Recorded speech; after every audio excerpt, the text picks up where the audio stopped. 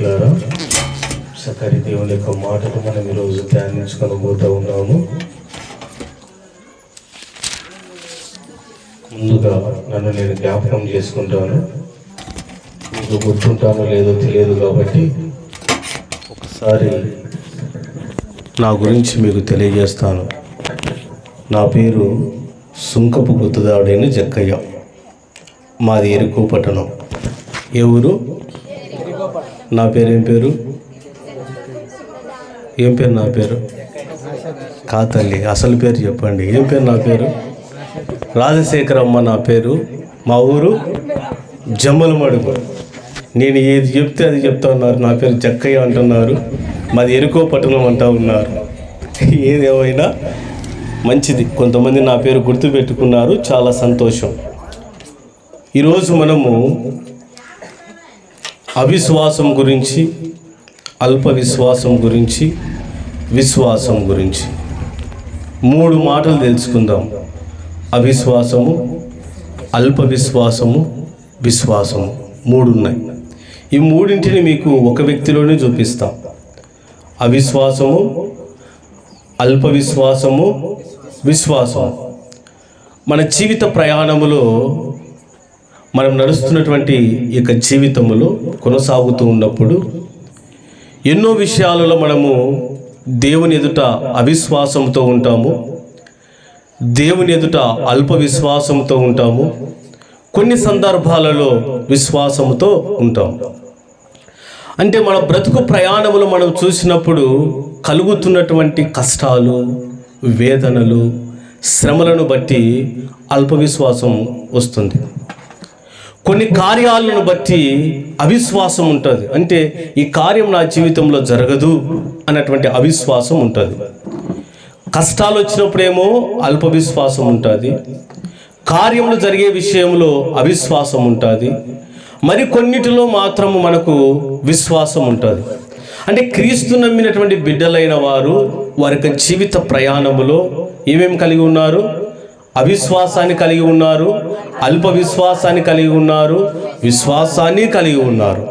అయితే ఎక్కువ మోతాదులో తక్కువ మంది కలిగి ఉన్నటువంటి విషయం ఏంటంటే, తక్కువ మందిలో కనిపించేది విశ్వాసము, ఎక్కువ మందిలో కనిపించేది అల్ప విశ్వాసము, మరీ ఎక్కువ మందిలో కనిపించేది అవిశ్వాసం. అవిశ్వాసము అంటే దేవుడు ఏ కార్యము చెయ్యడు అనేది మొదటిది. రెండవది అల్ప విశ్వాసం అంటే చేస్తాడో లేదో అన్నది. విశ్వాసం అంటే తప్పకుండా దేవుడు నా జీవితంలో గొప్ప కార్యాన్ని జరిగించుతాడు.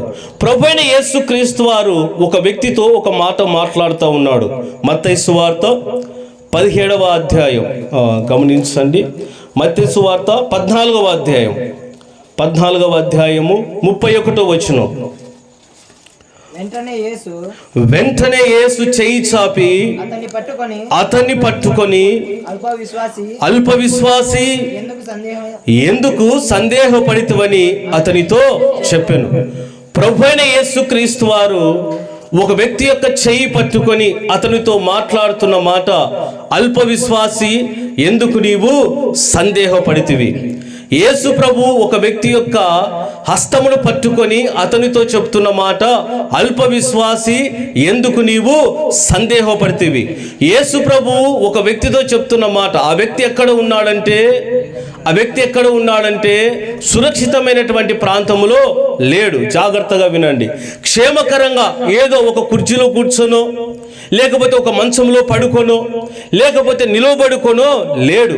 ఎక్కడ ఈ వ్యక్తి ఉన్నాడు అంటే సముద్రములో మునిగిపోతా ఉన్నాడు. ఎక్కడున్నాడమ్మా? సముద్రములో మునిగిపోతా ఉన్నాడు. సముద్రములో మునిగిపోతున్న వ్యక్తితో ప్రభువైన యేసుక్రీస్తు వారు ఆ వ్యక్తి యొక్క హస్తము పట్టుకొని ఒక మాట సెలవిస్తూ ఉన్నాడు, అల్ప విశ్వాసి ఎందుకు సందేహపడితివి. యేసు ప్రభు అంటున్న మాట ఏంటి? అల్ప విశ్వాసి ఎందుకు నీవు సందేహపడినావు. ఇంతకు ప్రభు అతనితో అంటున్న మాట ఎందుకు ఆ వ్యక్తితో ప్రభు ఆ మాట అనవలసి వచ్చింది అని మనం చూసుకున్నప్పుడు, యేసుక్రీస్తు వారి యొక్క శిష్యులతో ప్రభు ఒక మాట సెలవిచ్చాడు. ఏం చెప్పాడంటే, అయ్యా మీరు ఇదిగో ముందుగా పలానా ప్రాంతానికి వెళ్ళండి, అక్కడికి వెళ్తే నేను తర్వాత వస్తాను, అక్కడ సువార్తను ప్రకటిస్తాము అని ప్రభు వాళ్ళతో చెప్పినప్పుడు వాళ్ళందరూ కూడా తొందరగా వెళ్ళిపోతూ ఉన్నారు. ఏ పని నిమిత్తము? సువార్త పని నిమిత్తము. ఎక్కడికి వెళ్తున్నారంటే అద్దరికి అన్న ప్రాంతానికి వెళ్తా ఉన్నారు. యేసు ప్రభు ఏమో వారి వెంబడి లేడు, వారి ధోనిలో లేడు. వాళ్ళందరూ కూడా ఒక ధోనిలో కూర్చొని సముద్రం మీద ప్రయాణము చేస్తూ వెళ్తా ఉన్నారు. ప్రభు వారి యొక్క ధోనిలో లేడు. జాగ్రత్తగా వినండి, ప్రభు వారి యొక్క ధోనిలో లేడు, వారిని మాత్రమే పంపించాడు. ఆ సముద్రంలో ప్రయాణం చేస్తూ వెళ్తా ఉన్నారు. అయితే ఆ వెళ్తున్న సమయంలో చూడండి, లేఖన భాగంలో 25వ వచనం, 14వ అధ్యాయము 25వ వచనంలో, రాత్రి 4వ జామున ఆయన సముద్రం మీద నడుచుచు వారి యొద్దకు వచ్చెను. ఆయన సముద్రం మీద నడుచుట శిష్యులు చూచి తొందరపడి భూతమని చెప్పుకొని భయము చేత కేకలు వేయుచుండి. 24వ వచనం ఒకసారి చదవమ్మా. అప్పటికి ఆ దోణి దరికి దూరముగా ఉండగా గాలి ఎదురైనందున అలల వలన కొట్టబడుచుండెను. యేసుక్రీస్తు శిష్యులైన వారు ఆ దోణిలో ప్రయాణము చేస్తూ సముద్రం మీద ప్రయాణం చేస్తూ వెళ్తున్నప్పుడు ఉన్నట్లుండి ఆ సముద్రం మీద గొప్ప గాలులు వీస్తూ ఉన్నాయి.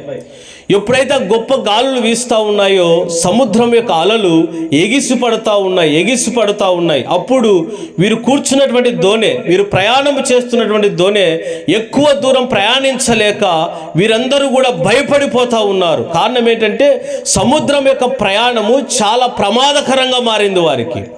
వారి ప్రయాణం ముందుకు కొనసాగడం లేదు. ప్రాణాలను గుప్పిట్లో పెట్టుకొని భయపడిపోతూ ఉన్నారు. ఆ సముద్రములో ఆ దోణిలో ఉన్నవారు ఎప్పుడైతే వారు ఆ దోణిలో ఉండి భయపడిపోతూ ఉన్నప్పుడు ప్రభువైన యేసుక్రీస్తు వారు వారి యొద్దకు వస్తున్నాడంట. 25వ వచనంలో, 4వ జామున ఆయన సముద్రం మీద నడుచుచు వారి యొద్దకు వచ్చెను.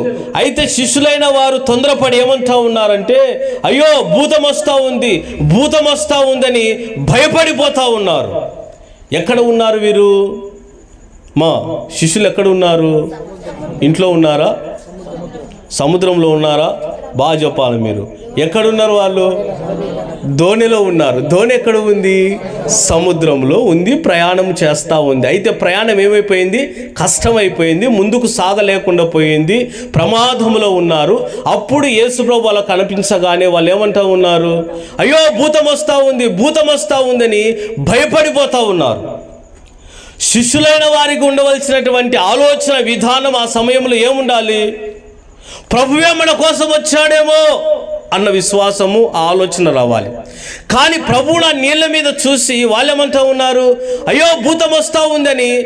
అప్పటి వరకు ఉన్నటువంటి కేకలు, ఆర్తనాదాలు ఎప్పుడైతే యేసు ప్రభు వారి యొద్దకు వస్తూ ఉంటే మరింతగా రెట్టింపైపోయి భయముతో ఏమంటున్నారంటే, అయ్యో భూతం అని ఏం చేస్తూ ఉన్నారంట? కేకలు వేస్తూ ఉన్నారు. భయముతో కూడిన కేకలు వేస్తూ ఉన్నారు.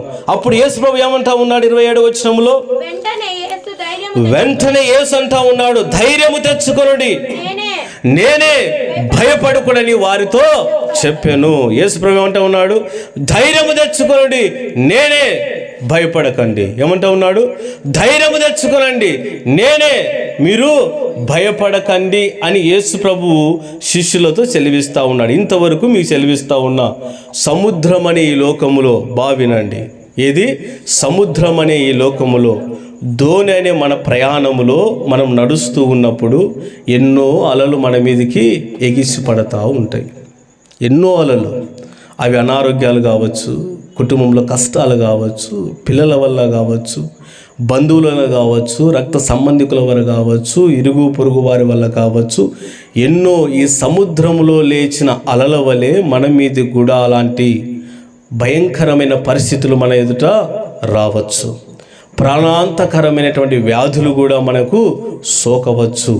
ఎన్నో మన జీవితానికి ఈ రీతిగా సముద్రంలో లేచినటువంటి ఆ యొక్క గాలి తుఫాన్ల వల్లే మన జీవిత ప్రయాణంలో ఎన్నో కష్టాలు, ఎన్నో వేదనలు రావచ్చు. అయితే ఆ సమయంలో మనం భయపడుతున్నప్పుడు, వినండి, ఆ సమయంలో మనం భయపడతా ఉన్నప్పుడు, వేదన చెందుతా ఉన్నప్పుడు, కన్నీటిలో ఉన్నప్పుడు ప్రభువైన యేసుక్రీస్తు వారు చెబుతున్న మాట ఒక్కసారి చదవండి. ఆ మాట ఏమంటా ఉన్నాడు?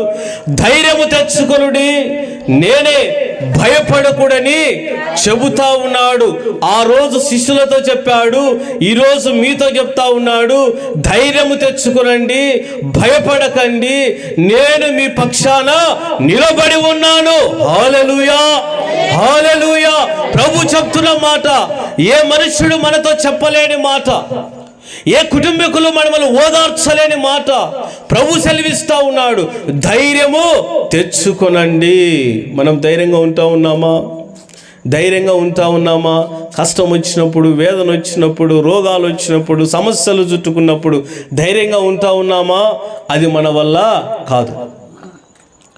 మనం ఎంత భయస్థులం అంటే అంత భయస్థులం కదా. భయం ఉండదా మనకు? నువ్వు గమ్మును కూర్చున్నప్పుడు ఎన్నికలు ఏదన్నా బాలని శబ్దం వచ్చింది అనుకో, ఏమైపోతావు? ఉన్నట్లుండి ఉలిక్కి పడతావు కదా. ఏమో అంత భయం.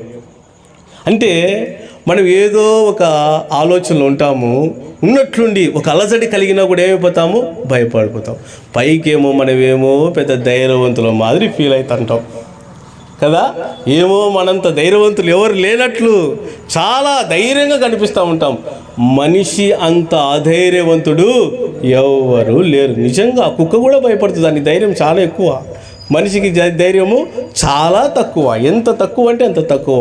అందుకే ప్రభు సెలవిస్తూ ఉన్నాడు, నాయన మీరు పైకేమో మేకపోతు గాంభీర్యాన్ని ప్రదర్శిస్తూ ఉన్నారు, కానీ మీరంత అధైర్యవంతులు ఎవరు కూడా లేరు.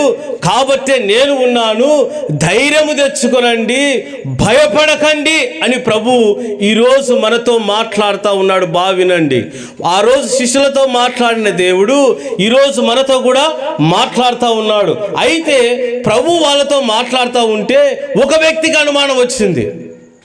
ప్రభువా, నువ్వేమో ధైర్యం తెచ్చుకో, భయపడాక అంటా ఉన్నావు, నాకు చిన్న డౌట్ అన్నాడు. ఏంటో డౌట్ చూడండి. 28వ వచనంలో పేతురు అంటా ఉన్నాడు, ప్రభువా నీవే అయితే నీళ్ళ మీద నడిచి నీ యొద్దకు వచ్చుటకు నాకు సెలవిమ్మని ఆయనతో అనేను.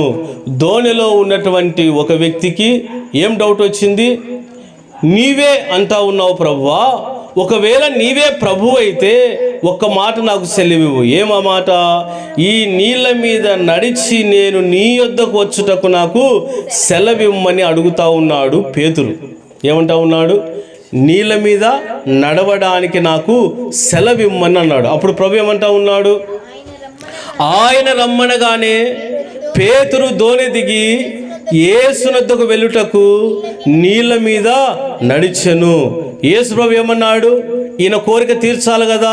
ప్రభువా నీవే అయితే నీ యొద్దకు వచ్చడానికి నాకు సెలవివ్వంటే సరే రా అని అన్నాడు. అనగానే ఈయన పేతురు ఏం చేశాడంట?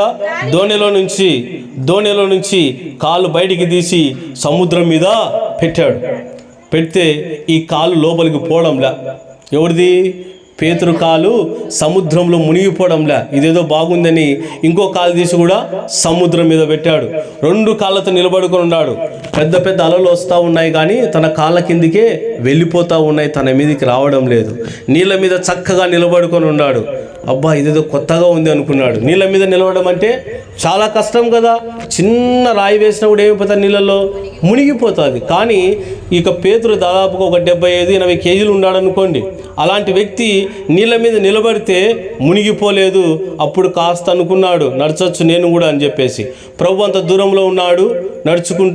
నడుచుకుంటూ ప్రభునద్దకు వెళ్తా ఉన్నాడు. అడుగు వేస్తూ వెళ్తా ఉన్నాడు. ఇంతలోకి ఏమైపోయిందంట? 30వ వచనంలో గాలిని చూచి భయపడి మునిగిపోసాగి ప్రభువా నన్ను రక్షించుమని కేకలు వేసెను. ఏమంటా ఉన్నాడు? యేసు ప్రభువునొద్దకు నడుచుకుంటూ వెళ్తా ఉంటే ఇంతలోపే ఏమైపోయిందంట? గాలి వచ్చింది. ఆ గాలికి ఏమైపోయినాడంటే ఈయన భయపడతాను ఏమైపోతా ఉన్నాడు?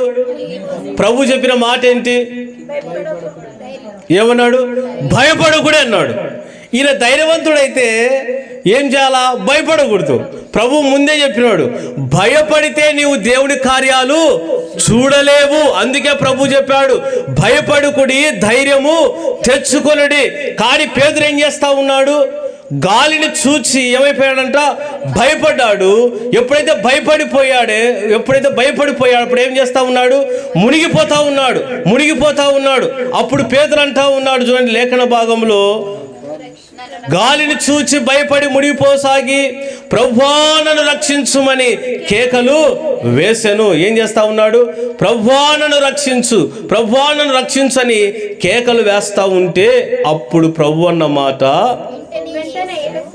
చదవండి. చదువు. అతన్ని పట్టుకుని ఏమంటా ఉన్నాడు? అల్ప విశ్వాసి. బావినండి అమ్మ, ఏమంటా ఉన్నాడు? అల్ప విశ్వాసి. ఎప్పుడు అన్నాడు? ఓడలో నుంచి, తన దోణిలో నుంచి దిగినప్పుడు అనలేదు, నడుచుకుంటూ ప్రభు యొద్దకు వచ్చేటప్పుడు అనలేదు. ఎప్పుడు అన్నాడు? ఎప్పుడైతే భయపడి నీళ్ళలో మునిగిపోతా ఉన్నాడో అప్పుడు ప్రభు అంటున్న మాట, అల్ప విశ్వాసి ఎందుకు సందేహపడితివి. యేసు ప్రభు పేతురుతో అంటున్న మాట, అల్ప విశ్వాసి ఎందుకు సందేహపడినావు? ముందే నేను చెప్పాను కదా, భయపడుకుడి, ధైర్యము తెచ్చుకునండి అని నేను చెప్తే నువ్వేం చేసావు? భయపడ్డావు. భయపడడం వల్ల ఏం చేస్తూ ఉన్నావు? మునిగిపోతా ఉన్నావు. భయపడడం వల్ల ఏం చేస్తూ ఉన్నాడంట? పేతురు ఏం పని చేసినాడు తెలుసా? పాత సామాన్లు అమ్ముకునేటోడు. ఏం చేసేవాడమ్మా? ఏమ్మా తల్లి, మీరు నేనేదో చెప్తా ఉంటే మీరు అదే అంటున్నారు నాయనా. అమ్మా, పేతురు ఏం పని చేసేటోడమ్మా? మీ ఇంటి దగ్గరకు వచ్చేటోడు కాదు తల్లి, పాత ఇనుప సామాన్లు అమ్ముకునేటోడు కాదు. ఏం పని చేసేవాడు? చేపలు పట్టేవాడు. ఏం పని చేసేవాడు? చేపలు పట్టేవాడు. మీరు నిజంగా చెప్పండి, వాక్యం వినడంలే. నేను చెప్పే మాట మీ చెవులకే వినబడడం లేదు. పేతురు ఏం పని చేసేవాడంటే, రేపు పొద్దున ప్రభు అడుగుతాడు, ఏం నాయనా ఏం నేర్పించినావురా నువ్వు? చేపలు పట్టే పేతురును నేను మనుషులు పట్టేవాడిని చేస్తే నువ్వు పాత ఇనుప సామాన్లు అమ్ముకునేటని చేసినావా అంటాడు ప్రభు నన్ను. ఎట్లా తల్లి? పేతురు ఏం పని చేసేవాడు? చేపలు పట్టేవాడు. చేపలు పట్టేవానికి ఈత రాదా? ఎప్పుడు సముద్రంలోనే ఉంటాడు. 24 గంటలు సముద్రంలోనే ప్రయాణం చేస్తూ ఉంటాడు. అతనికి రాని ఈత అంటూ ఏది ఉండదు. అలాంటి వాడు భయపడిపోయి ఏం చేస్తూ ఉన్నాడు?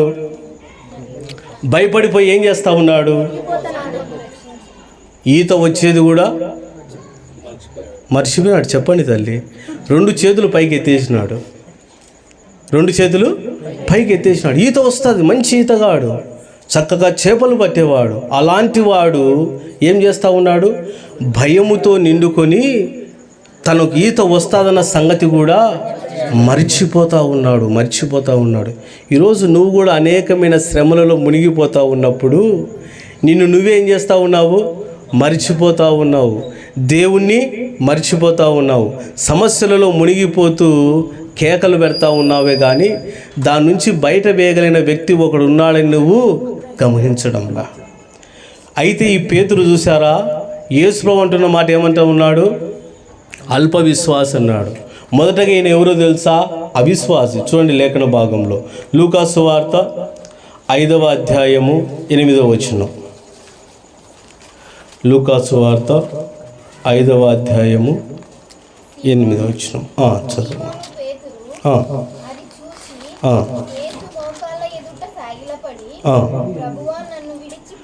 సీమోను పేతురు అది చూచి యేసు మోకాలు ఎదుట సాగిలపడి, ప్రభువా నన్ను విడిచిపోమ్ము, నేను పాపాత్ముడనని చెప్పాను. ఏమంటా ఉన్నాడమ్మా? నేను పాపాత్ముడు, నన్ను విడిచిపెట్టి వెళ్ళండి ప్రభు అంటున్నాడు. ఎందుకు ఆ మాట అంటున్నాడంటే, రాత్రంతా కష్టపడితే చేపలు పడలేదు. ధోనిలో కేవలం ఒట్టి వలలను కడుక్కుంటూ ఉన్నాడు, క్లీన్ చేసుకుంటూ ఉంటే ప్రభు వచ్చి ఆ దోణిలో కూర్చొని, అయ్యా పేతురు, ఈ దోణి కాస్త లోతునకు నడిపించు అంటే లోతునకు నడిపిస్తే వాక్యాన్ని ప్రకటించిన తర్వాత వారి పరిస్థితిని చూసి ఒక మాట అన్నాడు, ఇంకాస్త లోతుకు నడిపించి చేపలు పట్టడానికి వల వేయమంటే పేతురు అన్న మాట ఏమంటున్నాడో తెలుసా? రాత్రంతా మేము కష్టపడినాము కానీ మాకు చేపలు దొరకలేదు. ప్రభు ఏమన్నాడు? మీరు వల వేయండి అంటే పేతురు నోటి నుంచి వస్తున్న మొట్టమొదటి మాట, రాత్రంతా మేము కష్టపడినాము మాకు చేపలు దొరకలేదు. అంటే ప్రభు చెప్పాడు కానీ తనకేం లేదు, ఏం లేదమ్మా, విశ్వాసం లేదు. బుర్ర కాదు, ఏం లేదు, విశ్వాసం లేదు, విశ్వాసం లేదు. అందుకే అన్నాడు, రాత్రంతా మేము కష్టపడినాం చేపలు పడలేదంటే ప్రభు అన్నాడు, లేదు ఒక్కసారి వేయి నువ్వు వల అంటే అప్పుడు ఏమన్నాడు? నీ మాట చొప్పున వల వేస్తా. నాకైతే నమ్మకం లేదు, నాకైతే నమ్మకం లేదు. నీ మాట చొప్పున వల వేస్తా.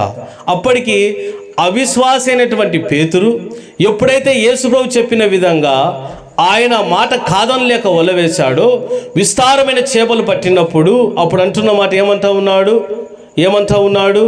నేను పాపాత్ములను, నన్ను విడిచిపెట్టి వెళ్ళండి అని పేతురు యేసు ప్రభుతో అంటున్న మాట. పిల్లలు గమనించండి, అవిశ్వాసిగా ఉన్నవాడు తను పట్టిన చేపల రాశిని చూసి ఏమైపోయాడు?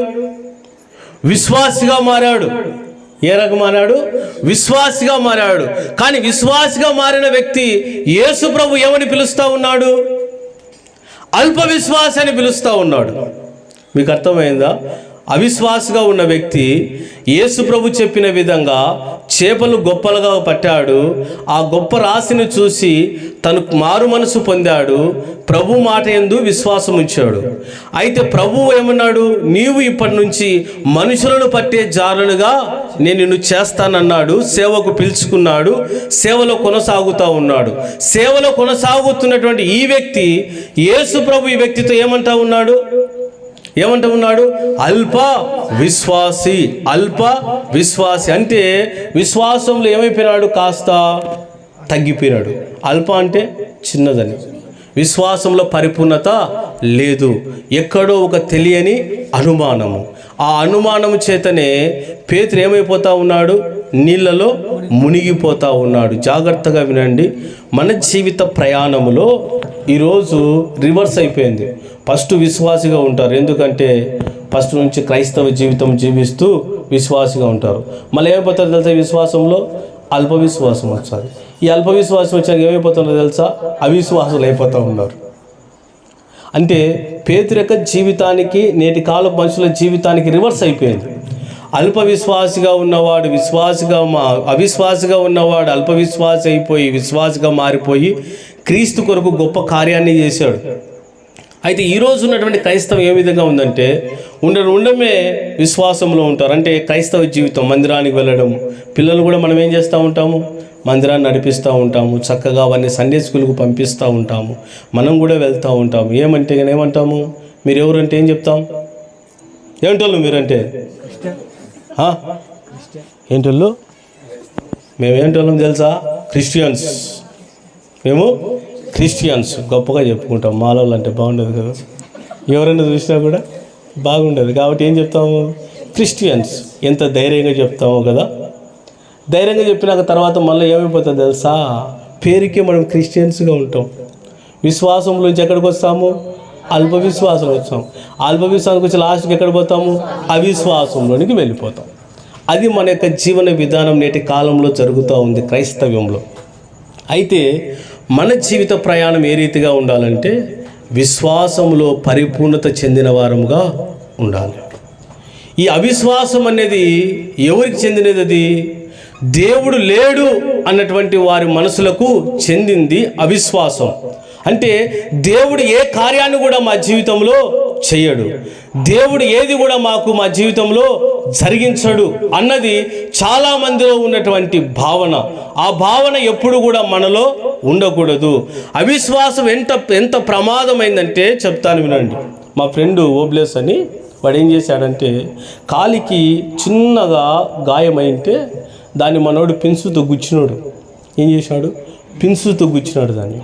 అది ఏమైపోయిందంటే ఒక 2 సంవత్సరాల తర్వాత రక్తంలో ఇన్ఫెక్షన్ సోకి ఒకరోజు అర్ధరాత్రి సమయంలో వాడు ఏ రీతిగా అయిపోతున్నాడంటే ఉక్కు మనిషి అయిపోతా ఉన్నాడు. అంటే మనిషి ఇలాగా బిగుసుకుపోతున్నాడు. హాస్పిటల్ తీసుకొని వెళ్తే డాక్టర్లు ఏమైందో తెల్లంలే, 4 మనుషులు పట్టుకొని చేతిని లాగినా కూడా వాడిని రావడంలే, బిగుసుకుపోయినాడు మనిషి, అంతా అట్లా అయిపోయినాడు. అక్కడ ఉన్న వాళ్ళందరూ కూడా ఇక్కడ కాదు ఇతను తీసుకొని పోమంటే ఏలూరు తీసుకొని పోతే వాళ్ళు చూసి అన్నారంట, 1 గంట లేట్ అయితే ఇతని ఎముకలు పగిలిపోయేవి అని చెప్పినారంట. ఈ ఎముకలు ఏమైపోయాయంట, పగిలిపోయేవి, అంత ఇన్ఫెక్షన్ సోకింది ఇతని బాడీకి అని చెప్పేసి 6 నెలలు ఒక చీకటి గదిలో పెట్టేసినారు. అతన్ని పెట్టేసి ఈ వేళ్లకు, కాళ్ళ వేళ్లకు, చేతుల వేళ్లకు గుండు పిన్సుదులు చెక్కి ఎవరు పోకుండా, గాలి కూడా పోకుండా అంతగా వాడిని ఏలుల్లో హాస్పిటల్లో పెట్టిన తర్వాత ఇప్పుడు బాగున్నాడు దేవుని దయ వల్ల. వాడు చేసిన పొరపాటు ఏంటి, సిలుము ఉన్నటువంటి పిన్సు తీసుకొని తన కాలికి ఏం చేశాడంట, గుచ్చుకున్నాడు. మీరు కూడా చేయకండి, సీఎల్ తిని పిన్సు తీసుకొని చెక్కుంటుంటారు పళ్ళ సందులో ఏముందో అని చెప్పేసి దాన్ని క్లీన్ చేసుకోవాలి తల్లి, అది చాలా ప్రమాదం. చూడండి ఎంత ప్రమాదం జరిగిందో. అవిశ్వాసం అలాంటిది మనకు. అది ఏం చేస్తుందంటే మనలో ఉందని మనం గ్రహించము, మనల్ని దేవునిని మన మనసులో ఏం చేస్తుంటుంది, అది వేరు చేస్తా వచ్చి చివరికి మనల్ని దేవుని నుండి పరిపూర్ణంగా దూరంగా చేసేస్తుంది. అవిశ్వాసము అంత ప్రమాదకరమైంది. తర్వాత నెక్స్ట్ అల్పవిశ్వాసం. ఈ అల్పవిశ్వాసం ఎలాంటిదంటే ఒకవైపు దేవుని వైపు చూస్తూ ఉంటాము, మరొక వైపు ఎక్కడ చూస్తాము, లోక సంబంధంగా చూస్తూ ఉంటాము. నూనె ప్రార్థన చేయించుకుంటాము, తాయెత్తులు కట్టించుకుంటాము. కుటుంబంలో ప్రార్థన చేయించుకుంటాము, కుటుంబానికి పైన ద్వారాలకు ఒకటి కట్టుకుని ఉంటాం. ఇదేంది, అల్పవిశ్వాసం. అంటే దేవుని వైపుకి వస్తూ ఉంటాము, మళ్ళీ ఎక్కడ పోతూ ఉన్నాము, లోక సంబంధంగా పోతూ ఉన్నాం. అది కూడా మనము చేయకూడదు. నీ విశ్వాసం పరిపూర్ణతలో ఉండాలి. ఏ రీతిగా ఉండాలంటే విశ్వాసము పరిపూర్ణతలో. అందుకే ప్రభు అంటాడు, హెబ్రీయులకు రాసిన పత్రిక 11వ అధ్యాయం 6వ వచనం ఒక్కసారి చూడండి. హెబ్రీయులకు రాసిన పత్రిక 11వ అధ్యాయం 6వ వచనంలో కంఠస్థ వాక్యము, విశ్వాసము లేకుండా దేవునికి ఇష్టులైనుట అసాధ్యం. ఏంటంట, విశ్వాసము లేకుండా దేవునికి ఇష్టులైనుట అసాధ్యము. మీరు అనొచ్చు, విశ్వాసం అంటున్నావు, ఈ విశ్వాసం ఉంటే మాకేం లాభము, ఏంటంట విశ్వాసం ఉంటే మాకేం లాభము అని మనం అనుకుంటే, ఈ విశ్వాసము ద్వారా ఎన్నో గొప్ప కార్యాలు జరుగుతూ ఉన్నాయి. హల్లెలూయా, హల్లెలూయా. ఎన్నో గొప్ప కార్యాలు జరుగుతూ ఉన్నాయి విశ్వాసం వలన. నీలో విశ్వాసం ఉంటే నువ్వు చూడలేని కార్యాలను ప్రభు నీకు చూపించేవాడిగా ఉన్నాడు. ఏ అసాధ్యమైన కార్యము నీ జీవితంలో ఉందో, నీ బ్రతుకులో ఉందో, ఆ అసాధ్యమైన కార్యాన్ని దేవుడు సాధ్యపరచేవాడిగా ఉన్నాడు. విశ్వాసం నిన్ను ఎప్పుడూ కూడా సిగ్గుపరచనీయదంట. చూడండి లేఖన భాగంలో రోమీలకు రాసినటువంటి పత్రిక 10వ అధ్యాయము 11వ వచనం, విశ్వాసం కలిగి ఉన్న బిడ్డలైన వారు సిగ్గుపరచనీయుడని ప్రభు లేఖన భాగంలో సెలవిస్తూ ఉన్నాడు. ఒకసారి చదవండి ఆ మాట. ఆయన యందు విశ్వాసముంచు వాడెవడును సిగ్గుపడనని లేఖనము సెలవిచ్చుచున్నది. ప్రైజ్ ద లార్డ్, హల్లెలూయా. విశ్వాసముంచు వాడు ఎప్పుడు కూడా ఏమనందడు, సిగ్గునందడు.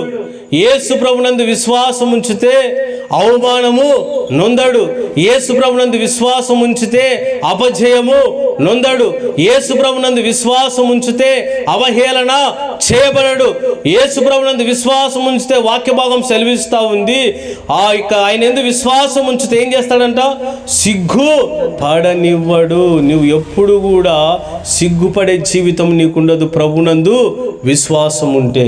ఈ విశ్వాసం ద్వారా గొప్ప గొప్ప కార్యాలు జరిగాయి. చూడండి లేఖన భాగంలో హెబ్రీయులకు రాసినటువంటి పత్రిక 11వ అధ్యాయము 33వ వచనం, వారు విశ్వాసము ద్వారా రాజ్యములను జయించిరి, నీతి కార్యములను జరిగించిరి, వాగ్దానములను పొందిరి, సింహముల నోలను మూసిరి, అగ్ని బలమును చల్లార్చిరి, ఖడ్గధారను తప్పించుకొనిరి, బలహీనులుగా ఉండి బలపరచబడిరి, యుద్ధములో అన్యుల సేనలను పారద్రోలి. ఏం దారవమ్మా ఇవన్నీ కూడా జరిగినవి విశ్వాసం ద్వారానే. దేని ద్వారా? విశ్వాసం ద్వారానే. ఏం చేశారంట? రాజ్యాలు జయించినారు, నీతి కార్యాలు జరిగించినారు, వాగ్దానాలు పొందారు, సింహము నోలను మూశారు, అగ్ని బలమును చల్లార్చారు, ఖడ్గధారను తప్పించుకున్నారు, బలహీనులుగా ఉండి బలపరచబడ్డారు, యుద్ధములో పరాక్రమశాలులైరి, అన్యుల సేనలను పారద్రోలి. ఇవన్నీ కూడా వేటి వల్ల జరిగిందంట? విశ్వాసం వల్లనే. సింహాల నోలను మూయించింది ఎవరు? బలంగా చెప్పాల, గట్టిగా తెలిసిన విషయాన్ని బలంగా చెప్పండి, తప్పైన బాధలే. సింహాల నోలను మూయించినది ఎవరు? మరి నీ మనసులో అసరా సింహాల నోలను మూయించినది ఎవరు? ఎవరమ్మా సింహాల గుహలో పడిపోయింది? దానియేలు అక్కడ ఉంటే సింహాల నోళ్ళు కూడా తెరవడం లేదు. ఇప్పుడు చెప్పండి, సింహాల నోళ్ళు మూయించినది ఎవరు? వారని పాసోల ఎవరమ్మా సింహాల నోళ్ళు మూయించినది? దేవుడు. ఎవరు? దేవుడు ఆ రీతిగా సహాయం చేశాడంటే ఎవరి విశ్వాసాన్ని బట్టి? దానియేలు విశ్వాసాన్ని బట్టి సింహాల నోలను దేవుడు ఏం చేశాడంట? మూయించాడు. వాటిని చూస్తేనే భయం వస్తూ ఉంది, కానీ దానియేలు యొక్క విశ్వాసం ఏం చేసింది? అక్కడ దేవుడు ఏం చేశాడు? సింహాలు నోలు తెరయకుండానే వాటి నోలను మూసివేశాడు, వాటి పాదములు కదలనివ్వకుండా చేశాడు, సింహాలను పిల్లులు చేసేసినాడు. ఏం చేసినాడంట? పిల్లులు అయిపోయినాయి. అవి ఏం చేయడంలే. చూనికేమో నోరు ఊరుతా ఉంది దానియేలు చూస్తే, ఎప్పుడెప్పుడు తిందామా అని, కానీ వాటి నోళ్ళు తెరవడం లేదు. దానియేలుకు హాని చేద్దామన్న మనస్సు వాటికి ఉన్నప్పటికీ కూడా అవి ఎలాంటి ఆయనకు ప్రమాదము జరిగించడం లేదు. కారణం ఏంటంటే దానియేలు యొక్క విశ్వాసం. ఇంకొక మాట అడుగుతా, అక్కడ ఏముందమ్మా? ఇంకొక మాట, అగ్ని బలమును చల్లార్చింది ఎవరు? అగ్ని బలమును చల్లార్చింది ఎవరు? ఎవరు అగ్ని జ్వాలలో ఉండేది? షద్రకు, మేషకు, అబేద్నెగో. ఈ ముగ్గురు ఎక్కడున్నారంట? పోయేటప్పుడు భయపడినారా? ఏడ్చినారా? మేము రామని ఎనికిపోయినారా? ఏం చేసినారు? అగ్నిలో వేచారా? రండి బేజురాండి, రండి తీసుకొని వచ్చి బేజురాండి అన్నారు. వచ్చినట్లు దొబ్బినట్లు ఏమైపోయినారు వాళ్ళు? ఆ అగ్ని వేడికే పోయినారు వాళ్ళు. ఈ ముగ్గురు ఎక్కడొచ్చి పోయినారు? అగ్నిగుండంలో ఉంటే ముగ్గురు కూడా చక్కగా ఒకరినొకరు చూసుకుంటూ, ఏరో షద్రకు బాగున్నావు అంటే, బాగుండా మేషకు, అబేద్నెగో బాగున్నావా? చాలా బాగున్నారా? ఇంతకు ఇక్కడ బాగుందిరా, చల్లగా ఉంది. ఎక్కడ? నేను మాదా మాట అంటుండేది. అక్కడ దేవుని మాట ఏమంటా ఉంది? అగ్ని బలమును చల్లార్చిరి. అక్కడ ఏముంది? వేడి పుట్టాల్సిన చోట మనం వెనకాలం ఏసీ వేసుకొని పండుకుంటే చల్లగా ఉంటుంది కదా, అటు ఉంది. ఎంతమందికి ఉంది? ముగ్గురికి. అది పాయింట్. అగ్నిగుండమేమో బగ బగ బగ బగ కాలిపోతా ఉంది, అగ్ని జ్వాలలు రగులుతూ ఉన్నాయి. ఆ వేడికి వాళ్ళను దొబ్బనికి వచ్చిన వాళ్ళు, అగ్నిగుండంలో వేయనికి వచ్చిన వాళ్ళే మాడిపోయినారు. వీళ్ళు మాత్రము అగ్ని బలము, వాళ్ళ విశ్వాసం ముందర అగ్ని బలం ఏమైపోయింది? అగ్ని వేడి పని చేయడంలే. హల్లెలూయా. ఏం చేయడంలే? అగ్ని బలము పని చేయడంలే, ఆ వేడి పని చేయడంలే. వీళ్ళ ముగ్గురు అగ్నిలోనే ఉన్నారు కానీ వాళ్ళకి ఏ హాని కూడా జరగలేదు. ఆ ముగ్గురితో పాటు ఇంకొక ఆయన నడుస్తూ ఉన్నాడంట. ఎవరున్నారంట? ఇంకొకడు ఉన్నాడు. ఆయనే ప్రభు అయిన సైన్యములకు అధిపతియగు యెహోవా దేవుడు. వారి ఎదుట ఉన్నప్పుడు అగ్ని బలము చల్లారిపోయింది. అప్పుడు అన్నాడు రాజు, ఒక్కసారి వాళ్ళని బయటికి పిలిచండి అంటే బయటకు వచ్చి చూస్తే కనీసం వాళ్ళ వెంట్రుకలు కూడా కాలిపోలేదు. సరే అని వచ్చి వాళ్ళ దగ్గర వాసన చూస్తున్నారంట. వాళ్ళ దగ్గర నిజంగా వాక్యంలో ఉంది, వాసన చూస్తూ ఉంటే అగ్ని వాసన కూడా వాళ్ళకు. మనము పొయ్యి దగ్గర, కట్టెల పొయ్యి దగ్గర కూర్చొని చేతుల నుంచి పెట్టుకొని వాసన చూసుకోండి, అగ్ని వాసన వస్తుందో రాదో? వస్తుంది కదా. అలాంటిది వీరు ఎక్కడున్నారు? అగ్నిగుండంలో వేయబడినా కూడా వారి దగ్గర అగ్ని వాసన కూడా రాలేదు, తల వెంట్రుకలు కూడా కాలిపోలేదు. వారికున్న విశ్వాసం బట్టి అగ్ని బలం ఏమైపోయింది? చల్లారిపోయింది. ఈరోజు నువ్వు విశ్వాసము కలిగి ఉంటే నీకు వ్యతిరేకమైన బలం ఏదైనా అది చల్లారిపోవాల్సిందే. హల్లెలూయా. అది ఎలాంటిదైనా చల్లారిపోవాల్సిందే. నీకున్న విశ్వాసం బట్టి నీలో ఉన్న ఏ అనారోగ్యం ఏమైపోవాలి? స్టాప్ అయిపోవాలి, అంతే. అది పెంపకము కానికి వీల్లేదు. నీకున్న విశ్వాసమును బట్టి నీకున్న కష్టాలన్నీ కూడా ఏమైపోవాలంట? దూరం అయిపోవాలి. నీకున్న విశ్వాసం బట్టి నీ కన్నీళ్ళు ఏమైపోవాలి? ఆనంద బాష్పాలుగా మారిపోవాలి. ఈ విశ్వాసమే ఇప్పుడు మనుషుల్లో ఏమైపోయిందంటే కొదువైపోయింది. ఈ విశ్వాసం ఏమైపోయింది? ఇప్పుడు కొదువైపోయింది, కనబడడం లేదు. అందుకే వాక్యములు ప్రభు సెలవిస్తూ ఉన్నాడు, విశ్వాసం లేకుంటే దేవునికి మీరు ఇష్టలుగా ఉండలేరు. విశ్వాసం బట్టే శద్రకు, మేషకు, అబేద్నెగో అని వారు అగ్నిలో దిగడానికి ఏమాత్రం కూడా వారు భయపడలేదు. సింహాల గుహలో వేయబడడానికి దానియేలు కూడా భయపడలేదు. కారణం ఏమంటే వారికి దేవుని మీద ఉన్న విశ్వాసం. పేతురుకు ఉన్నిందమ్మ. పేతురుకు నీళ్ళ మీద నడుస్తూ పోతూ ఉంటే ప్రభు ఎదురుగానే ఉన్నాడు, కానీ ఏమైపోయినాడంట? భయపడినాడు. అల్ప విశ్వాసం వచ్చేసింది. ఈరోజు దేవుడు ఎక్కడున్నాడు చెప్పాలా మీరు? దేవుడు ఎక్కడున్నాడు? పరలోకంలో ఉన్నాడా చెప్పాలా? మధ్య ఆకాశంలో ఉన్నాడా? లేకపోతే చర్చిలో ఉన్నాడా? లేకపోతే మన మధ్యలో ఉన్నాడా? లేకపోతే మన ఇంట్లో దేవుని గూట్లో ఉన్నాడా? ఎక్కడున్నాడు? వాక్యం చెప్తారా ఎవరైనా? రిఫరెన్స్ ఒక మాట, ఎక్కడైతే 2-3 నా నామమున కూడి ఉంటారో వారికి దూరంగా నిలబడుకొని ఉంటా. వారి మధ్యన దూరంగా కాదు ఉండేదైనా, మన మధ్యలో. ఇక్కడ ఒకరిద్దరం కదా 30 మంది పైగా ఉన్నాం. ఇక్కడ ఉన్నాడా? ఖచ్చితంగా ఉన్నాడు ఆయన. ఎందుకంటే వాక్యం మనకు నమ్మదగినది. ప్రభు చెప్పాడంటే ఆయన ఖచ్చితంగా ఇక్కడ ఉన్నాడు. ఎంతమంది నమ్ముతా ఉన్నారు ఇక్కడ ఉన్నాడని? మీరు అబద్ధం చెప్పినారా? నేను ఇంకొక మాట అడుగుతా, దాన్ని మీరు సమాధానం చెప్పాలా. ఇక్కడ యేసు ప్రభు ఉన్నాడని మీరు ఎంతమంది నమ్ముతా ఉన్నారు? అందరు నమ్ముతా ఉన్నారు. చాలా సంతోషం. నిజంగా మీరు నమ్మినందుకు మీకు అందరూ కూడా వందనాలు, చాలా వందనాలు. యేసు ప్రభు ఇక్కడ ఉన్నాడని మనమందరం కూడా నమ్ముతా ఉన్నామా? హృదయస్ఫూర్తిగా నమ్ముతా ఉన్నామా? హృదయస్ఫూర్తిగా, అబద్ధం చెప్పాకండి, పరిపూర్ణమైన హృదయంతో నిజంగా నా ఉన్నాడన్నా ఇక్కడ అని మనం నమ్ముతా ఉన్నామా? ఎక్కడో డౌట్ ఉంది కదా? కొద్దిగా డౌట్ వచ్చింది నాని ఏమన్నా. యేసు ప్రభు నిజంగా ఇక్కడ ఉన్నాడా? గట్టిగా బలంగా చెప్పండి. ఏమంత నేను అరుస్తూ ఉన్నా కదా. ఇక్కడ యేసు ప్రభు ఖచ్చితంగా ఉన్నాడా?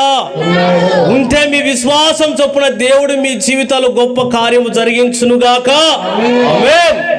అద్భుతములు చేయగలిగిన దేవుడు మన పక్షమున మన మధ్యలో ఉంటే ఆయన ఎన్నో మేలుల చేత మన వల్ల తృప్తిపరిచేవాడిగా ఉన్నాడు. అందుకే అంటా ఉన్నాడు, విశ్వాసం ద్వారా రాజ్యాలనే జయించినారు. ఎరికో గోడలు ఏమైపోయినాయి? కూలిపోయినాయి. దేంతో? బలమైన వారు సుత్తె, సమ్మెట తీసుకొని పడగొట్టినారు కదా. ఒకరి వెంట ఒకరు వచ్చి దాన్ని పొడిచి బద్దలు కొట్టినారు కదా. ఏం చేసినారు వాళ్ళు? విశ్వాసముతోనే దాని చుట్టూ ఎన్ని రోజులు తిరిగారు? ఎన్ని రోజులు తిరిగారమ్మా ఎరికో గోడల చుట్టూ? ఎన్ని రోజులు? అబద్ధం చెప్పాకండి, నేను అబద్ధం చెప్తా ఉన్నా. ఎన్ని రోజులు? 6 రోజులు తిరిగి 7వ రోజు ఏమైపోయిందంట? ఎరికో కూడా ఏమైపోయినాయంట? కుప్ప కూలిపోయినాయి. కేవలం దేనివల్ల? విశ్వాసంతో ప్రభువును స్తుతించడం వల్ల. కేవలం అది ఆయుధం. ఈరోజు మనకి ఏ ఆయుధం అవసరం లేదు, విశ్వాసమైన ఆయుధం మనకుంటే చాలు. నిజంగా చెప్తా ఉన్నా. ఎందుకంటే నేను ఇంతకుముందు కూడా మీతో సాక్ష్యాన్ని పంచుకున్నా. డాక్టర్లు అసాధ్యమైన కార్యాన్ని నా తల్లి జీవితంలో దేవుడు సాధ్యపరిచినాడు. విశ్వాసం ఉంటే మనము గొప్ప కార్యాలను చూస్తాం. కానీ విశ్వాసంలోని పరిపూర్ణులు కావాలంటేనే చాలా కష్టం. నిజంగా చెప్తా ఉన్నా. నేను నోటితో చెప్పడం చాలా ఈజీ, విశ్వాసం ఉండు చెప్పడం చాలా ఈజీ. కానీ విశ్వాసంలో పరిపూర్ణులు కావాలి అంటే చాలా కష్టం.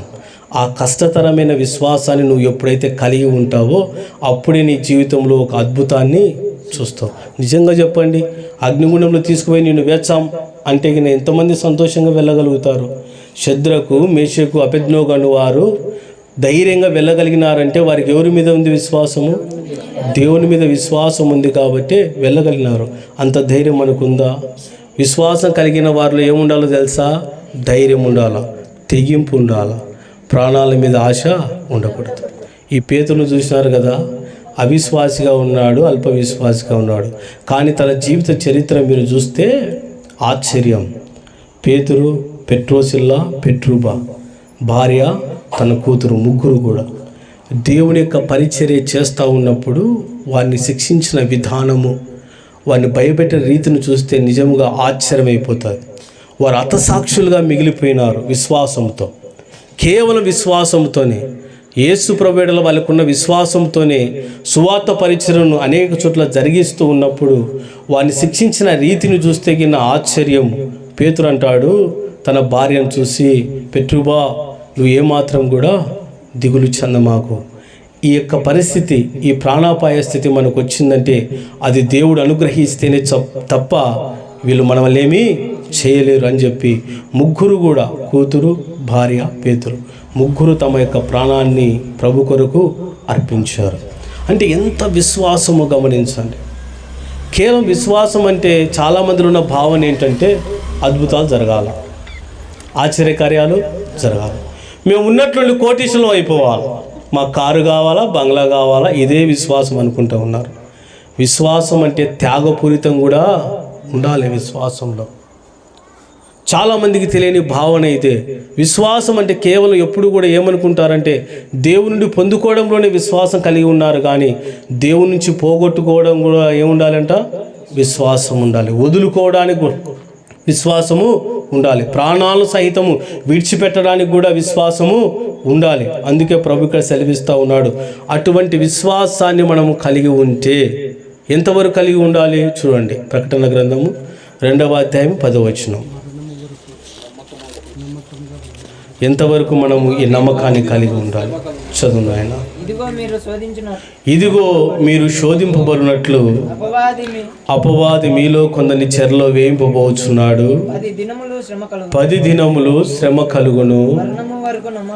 మరణం వరకు నమ్మకంగా ఉండుము, నేను మీకు జీవ కిరీటాన్ని ఇచ్చేదను. ఎంతవరకు ఉండాలంట? మరణం వరకు ఎలా ఉండాలంట? నమ్మకము కలిగి ఉండాలి. అమ్మ వినండి, ఎంతవరకు ఉండాలంట? మరణం వరకు నమ్మకము కలిగి ఉండాలంట. ఒక రోజుతో పోయేది కాదు మన విశ్వాసము, 2 రోజులతో ఆగిపోయేది కాదు మన విశ్వాసము, లేకపోతే దేవుని నుండి కార్యాన్ని పొందుకునేంత వరకు కలిగి ఉండేది కాదు మన యొక్క విశ్వాసము. ఎంతవరకు ఉండాలంటే మన విశ్వాసము?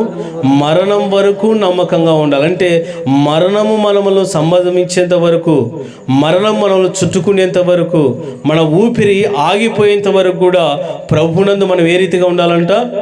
నమ్మకముగా ఉండాలి, విశ్వాసముతో ఉండాలి. అప్పుడు ఏం చేస్తా ఉన్నాడంట? నేను నీకు జీవ కిరీటాన్ని ఇస్తాను. అదేంటి? మరణం అయిపోయిన తర్వాత జీవ కిరీటం ఏం చేసుకోవాలి?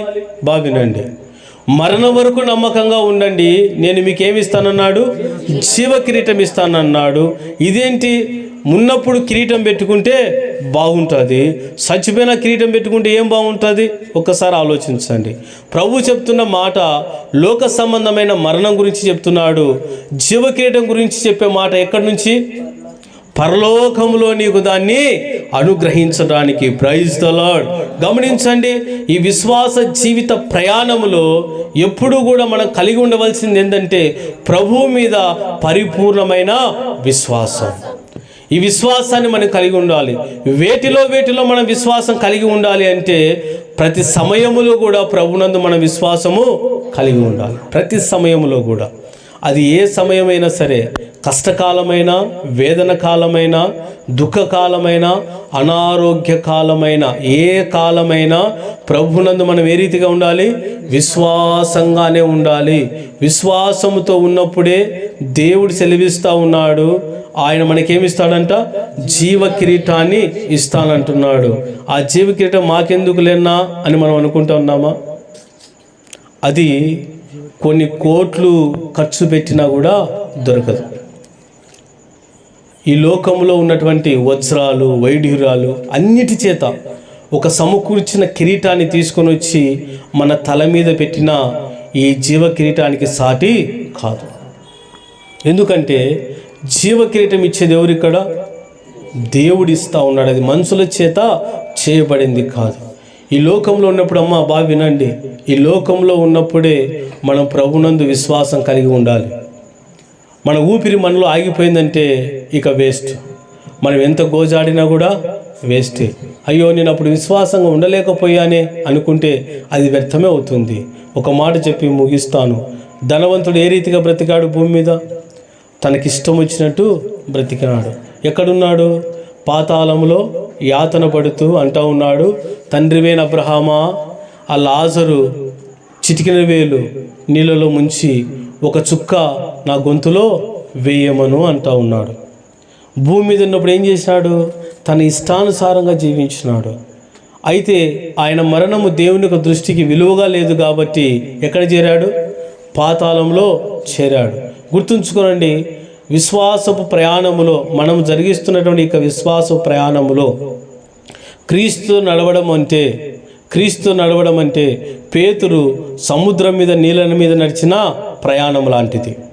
ఆయన ప్రయాణిస్తూ ఉన్నప్పుడు ప్రభువుకు పేతురుకు మధ్యలో ఏమొచ్చింది? గాలి వచ్చేసింది. ఎప్పుడైతే గాలి వచ్చిందో అప్పుడే పేతురు ఏమైపోయాడంట? భయపడిపోయినాడు. ప్రభుతో మనం కొనసాగుతున్నప్పుడు మన జీవిత ప్రయాణము ఇలాంటి గాలులు ఎన్నో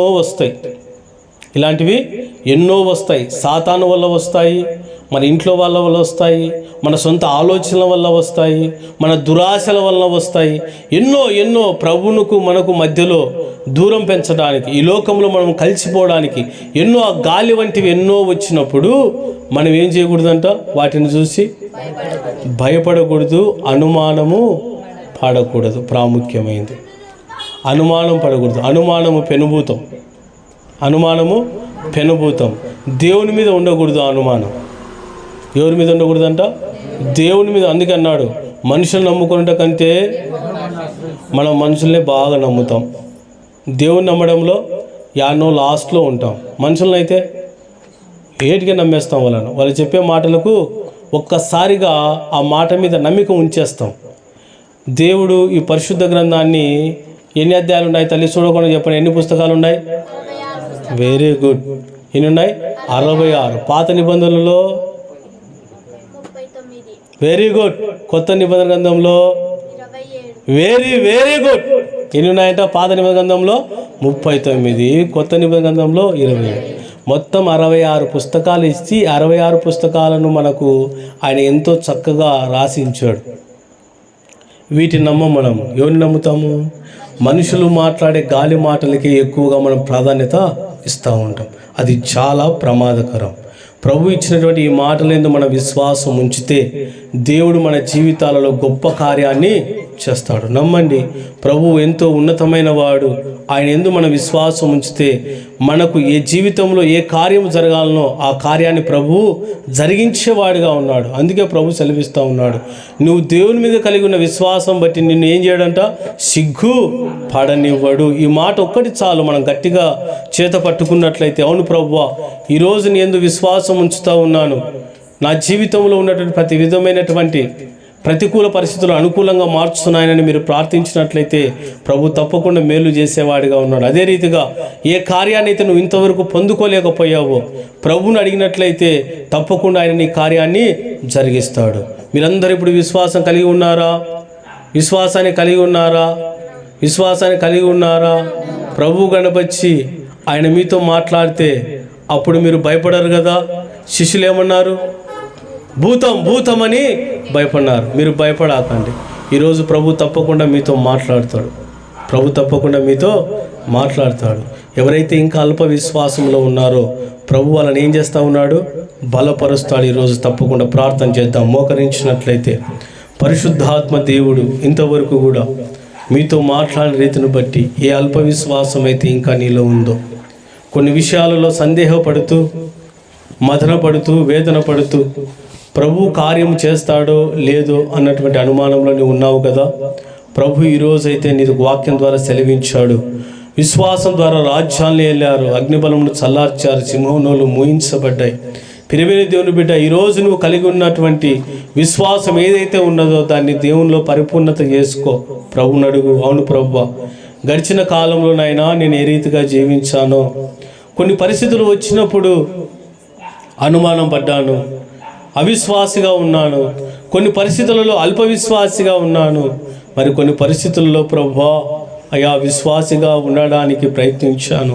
అయితే మీ వాక్యం ద్వారా తెలుసుకున్నాను, నాలో అల్ప విశ్వాసం ఉన్నను, అవిశ్వాసం ఉన్నను తీసివేని ప్రభు అని ప్రార్థించండి. ప్రభు గొప్పవాడు, ఆయన నీతో స్పష్టంగా మాట్లాడి ఉన్నాడు. ఈరోజు నీ జీవితాన్ని ప్రభు మార్చబోతా ఉన్నాడు. ప్రియమైన దేవుని బిడ్డ, నువ్వు విశ్వాసం ఉంచు, ప్రభునందు నమ్మిక ఉంచు. జరగవలసిన కార్యం ఎడల ప్రభు ఎదుట అవును నాయనా, ఇదిగో నేను నీ యందు విశ్వాసం ఉంచుతూ ఉన్నాను, నువ్వు గొప్ప కార్యాలు మా జీవితంలో జరిగించు నాయనా అని అడుగు. ప్రభు తప్పకుండా నిన్ను ప్రభు బలపరిచేవాడుగా ఉన్నాడు. విశ్వాసము చేతనే నువ్వు దేనినైనా చేయగలవు. విశ్వాసం నీలో ఉంటేనే ప్రభు అసాధ్యమైన కార్యాలను ఆయన సాధ్యపరుస్తాడు. నీలో విశ్వాసం ఉంటే ఇదిగో రాబోతున్న కాలంలో నీ కుటుంబం హెచ్చించబడుతూ చూస్తావు, నీ పిల్లలు ఆశీర్వదించబడుతూ చూస్తావు, నీ చేతి పనులు ప్రభు దీవించబోతా ఉన్నాడు. విశ్వాసంతో ప్రభుని అడుగు. ప్రభు సెలవిస్తూ ఉన్నాడు, విశ్వాసం లేకుంటే నాకు ఇష్టలుగా మీరు ఉండలేరని ప్రభు సెలవిచ్చాడు. కనుక ఒక్కసారి ప్రభుని అడగండి. ఇంకా ఏమైనా హృదయంలో అనుమానం ఉందేమో, పేతురు లాంటి భయం ఉందేమో, ప్రభు సెలవిచ్చాడు. భయపడుకుడి, ధైర్యము తెచ్చుకోండి సెలవిచ్చిన ప్రభు ఈరోజు నీతో కూడా సెలవిస్తూ ఉన్నాడు. ఈ మాటలు విన్న ప్రియమైన దేవుని బిడ్డ, నీతో ప్రభు మాట్లాడుతూ ఉన్నాడు. నా కుమారి ధైర్యము తెచ్చుకో, భయపడాకు. నా కుమారుడా ధైర్యము తెచ్చుకో, భయపడాకు అని ప్రభు నీతో మాట్లాడుతూ ఉండగా ప్రతి ఒక్కరం కూడా ప్రార్థించుకుందాం. కృపగల మా తండ్రి, ప్రేమస్వరూపి, మీకు స్తోత్రములు నాయన. గొప్ప దేవా, మీకు వేలాది స్తుతులు, స్తోత్రములు నాయన. అవును మా తండ్రి, ఈ సమయంలో ప్రభువా అయా వర్తమానం విన్న నీ బిడ్డలైన వారు పేతురు మీ యొద్దకు రావడానికి ప్రయత్నించాడు, కానీ నాయన గొప్ప గాలి వీచగానే భయపడిపోయి అయా తను సముద్రంలో మునిగిపోతా ఉన్నాడు. తను ఎట్టివాడు తను మరిచిపోయాడు. అయ్యా సముద్రం మీద ఎన్నోసార్లు ప్రయాణించాడు. ఆ సముద్రంలో ఏ రీతిగా ఈదాలో తనకు తెలుసు, ఈత కొట్టడం తెలుసు. అయినప్పటికీ ఆ భయంకరమైన స్థితులలో భయపడిపోయిన ఆయన మునిగిపోతూ ఉన్నటువంటి పరిస్థితి. ఈరోజు అలాగూ నీ బిడ్డలు ఏమైనా ఉన్నారేమో ప్రభువా, వారికున్న స్థితిని మర్చిపోయి అయా నీ మీద నాయన అల్ప విశ్వాసము చేతనైనా ఈ లోకంలో మునిగిపోతూ ఉన్నారేమో ప్రభువా. కష్టాల్లో, వేదనలో, కన్నీళ్ళు వచ్చినప్పుడు, అనారోగ్యం వచ్చినప్పుడు భయభీతులలో ఉన్నారేమో. దేవా సహాయము చేయండి నాయన, కృప చూపించండి ప్రభువా. ఎవరైతే నా తండ్రి అల్ప విశ్వాసం కలిగి ఉన్నారో నాయన నీ బిడ్డలను ధైర్యపరచండి ప్రభువా. అయా పరిపూర్ణమైన విశ్వాసం అనుగ్రహించండి నాయన. వారిలో నా తండ్రి అయా ఇదిగో తండ్రి ఉత్తేజాన్ని నింపండి ప్రభువా. వారిలో సమృద్ధిని నింపండి నాయన. వారి బలమును చేకూర్చండి ప్రభువా. మీకు స్తోత్రములు నాయన. అయా మీరు సెలవిస్తూ ఉన్నారు, దేవుని యందు విశ్వాసం ఉంచువాడు సిగ్గుపడనని మీరు సెలవిచ్చారు. అవును నా తండ్రి, నీ పిల్లైన వారు నాయన ఏ విషయంలో కూడా సిగ్గుపడని వారుగా నిన్ను నాయన స్తుతించుటకు, మిమ్మల్ని ఘనపరచుటకు నాయన మీరే సహాయము దయచేయండి. దేవా మీకు స్తోత్రములు, మీకు వందనాలు చెల్లించుకుంటూ ఉన్నాము. గొప్ప దేవా మీకు స్తోత్రములు నాయన. అవును నా తండ్రి, ఏ బిడ్డ అయితే ప్రభా నీలో విశ్వాసంలో బలపడాలని ఆశపడుతున్నారు నా తండ్రి, ఈ సమయంలో నాయన నీ పిల్లలతో నా తండ్రి మీరు మాట్లాడి ఉండగా అయా నమ్మకమును నా తండ్రి అయా ఇదిగో తన జీవితం ముగింపు వరకు కూడా కలిగి ఉండటకు సహాయము దయచేయండి ప్రభువా. మీకు స్తోత్రాలు చెల్లించుకుంటా ఉన్నాము. విశ్వాసం ద్వారా ఎన్నో గొప్ప కార్యాలు చేయగలరని నీ పిల్లలనైనా వాక్యములు విని ఉండగా ఆ విశ్వాసం నైనా బలంగా చేత పట్టుకొని నీ పిల్లల్ని గణపరచుటకు సహాయము దయచేయండి. దేవా కృప చూపించండి నాయన. ఈ ప్రాంతంలో నీ పిల్లలైన వారు నాయన నివాసం చేస్తుండగా సహాయము దయచేయండి. ప్రతి కుటుంబాన్ని దర్శించండి నాయన. ప్రతి కుటుంబాన్ని మేలు చేత నింపండి ప్రభువా. మీకు స్తోత్రములు. ఈ కూడిక ద్వారా నా తండ్రి ఈ ప్రాంతానికి ఆశీర్వాదమును, ఈ కూడికలో పాల్గొన్న వారికి దీవెనలు ప్రభువా మీరే సమృద్ధిగా దయచేస్తురమ్మని ప్రార్థించుచున్నాము. ఏ బిడ్డ అయితే నా తండ్రి ఎలాంటి నా ప్రభువా కష్టంలో ఉన్నారో, వేదనలో ఉన్నారో తండ్రి అయా ప్రతి కష్టము నుంచి విడుదల, వేదన నుంచి విడుదల దయచేస్తున్నాయన. సమృద్ధి అయిన జీవితాన్ని మీరు ప్రసాదిస్తున్నక మీకు స్తోత్రాలు ప్రభువా. మీ చిత్తమైతే మరొకసారి ఈ రీతిగా కూడుకొని నాయన మిమ్మల్ని గణపరిచే భాగ్యము మీరే మాకందరికీ దయచేస్తున్నామని మా ప్రభు అయిన యేసుక్రీస్తు నామమును బట్టి అడిగి వేడుకొనుచున్నాను మా తండ్రి, ఆమేన్. నిలకడలేని జీవితమేదో నీలో ఉంచుకొని